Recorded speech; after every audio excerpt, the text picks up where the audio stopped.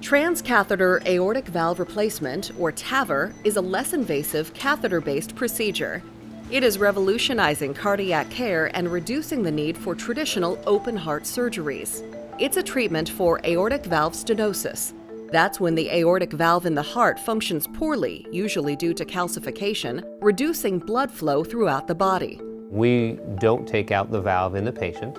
We just move the valve or the stuck leaflets out of the way without having to make a surgical incision at all. A typical TAVR involves inserting a guide wire into the femoral artery and threading it through the aorta, then around the aortic arch and into the stenotic aortic valve and left ventricle.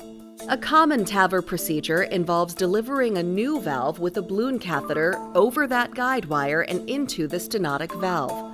The balloon is then inflated, opening up the old valve and putting the new valve in place. The wire and catheter are then removed, leaving behind a new, functioning aortic valve. Here you can see the new valve opening and closing and able to restore normal blood flow.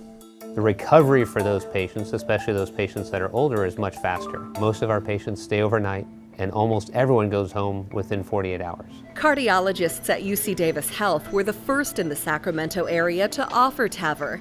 They continue to lead the way in providing groundbreaking treatment options to patients with heart and vascular disease. To have the opportunity to provide a minimally invasive procedure for those particular patients who need it is really life-changing for many of them. Visit health.ucdavis.edu and search for TAVR, T-A-V-R, to learn more about TAVR at UC Davis.